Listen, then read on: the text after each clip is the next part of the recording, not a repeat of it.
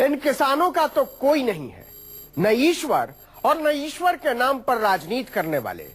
लेकिन किसान ही नहीं, कानपुर की वो लड़कियां भी सम्मान की लड़ाई लड़ रही हैं। दबंगों से अपने परिवार की सुरक्षा के लिए उनके पिता ने चौकी थाने से लेकर कोतवाली तक गुहार लगाई, लेकिन गुंडों का खौफ कम नहीं हुआ। मेहंदी के दिन लड़की अपने भाई और मां के साथ अस्पताल में पड़ी हुई है। 3 दिन बाद बारात आनी है। हार कर उस लड़की ने यूपी के नए मुख्यमंत्री आदित्यनाथ को ट्वीट किया, तब जाकर पुलिस हरकत में आई।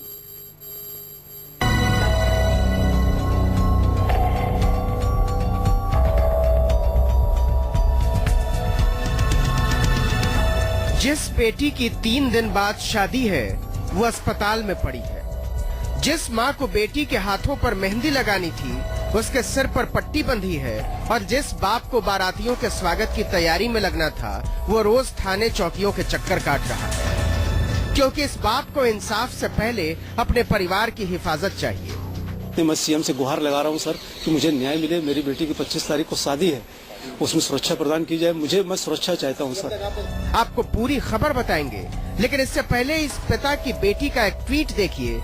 जो काम पिता के दिन रात की दौड़ नहीं कर पाई वो बेटी के ट्वीट ने कर दिया। दरअसल कानपुर का ये परिवार कुछ गुंडों की दबंगई से परेशान था।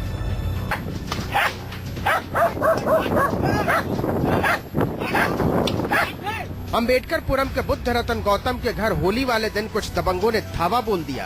आरोप है कि पड़ोस में रहने वाले सुजीत कुमार गौतम नशे में चूर भत्ती गालियां देता हुआ बुद्ध रतन गौतम के घर में घुस गया। उन्होंने विरोध किया तो सुजीत ने अपने साथियों को बुला लिया और सबने मिलकर पहले बुद्ध रतन को पीटा, और जब बेटियां अपने पिता के बचाव में खड़ी हुई तो गुंडे उन पर भी टूट पड़े।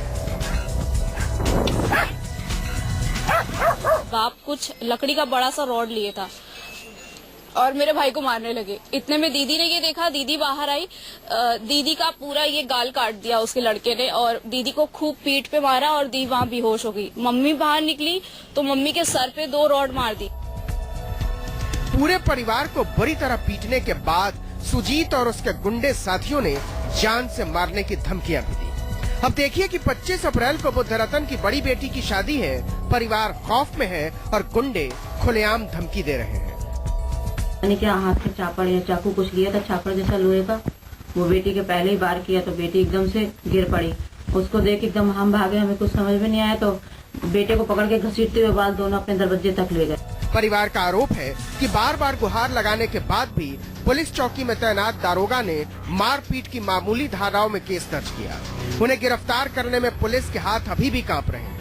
उन्होंने मेरे सामने खुद इसको आदेश दिया, लेकिन जब ये पैसा खाया हुआ तो लिपा पोती कर रहा है, कोई कार्रवाई नहीं कर रहा है। मतलब कल मेरे सामने आदेश दिया था, सुबह हम लोग 11 बजे एसओ से मिले थे। एसओ ने कहा था कि आप इसको पकड़ के लाइए और इसको हवाला तो बंद करिए, और आपने इतनी बड़ी घटना घट गई और आपने इसको सिर्फ साधारण एनसीआर में दर्ज किया है, उसको जेल भेजिए और उसको एफआईआर लगा के उसमें धाराएं बढ़ा के उसको जेल भेजिए। लेकिन उसके बावजूद चौकी इंचार्ज ने उसको गिरफ्तार नहीं किया, जबकि चौकी इंचार्ज जानते हो मसमानपुर में कहाँ रहता है। जब पुलिस ने दबंगों को गिरफ्तार नहीं किया और पिता ने हर चौखट पर सुरक्षा और इंसाफ के लिए गुहार लगा ली, तो बुद्ध रतन की बेटी ने मुख्यमंत्री आदित्यनाथ से ट्विटर के जरिए सुरक्षा की अपील की। सोशल मीडिया पर दी दुहाई का असर तुरंत हुआ। पीड़ित से स्वयं काफी देर तक वार्ता हुई है और सभी पक्षों पे मेरी बात हुई है। उनके जो ग्रीवांस उसको मैंने समझा भी है, और उन्हीं सभी बिंदुओं पे हम भी अपनी जांच करेंगे आखिर इसमें इतनी देरी क्यों हुई, और हमारी पूरी कोशिश होगी कि जो पीड़ित है उसका न्याय हो सके। मुख्यमंत्री को ट्वीट के बाद पुलिस महकमे में हड़कंप मच गया। जो दारोगा सीधे मुंह बात करने को तैयार नहीं था, वो भागा भागा बुद्ध रतन के घर पहुंचा। पुलिस कप्तान ने खुद पीड़ित परिवार से मुलाकात की और वादा किया कि न केवल इंसाफ करेंगे बल्कि कसूरवार पुलिस वालों पर भी कार्रवाई करेंगे। इसका मतलब तो ये हुआ कि यूपी में दारोगा भी मुख्यमंत्री से नीचे किसी की नहीं सुनते। ज्ञानेंद्र शुक्ला, कानपुर, न्यूज़ 24। गजब की बर्बादी है ये, लेकिन ये बर्बादी तो कुछ भी नहीं। एक छोटे से ब्रेक के बाद देखिए, एमसीडी ने बर्बाद कर डाले बच्चों के स्कूल।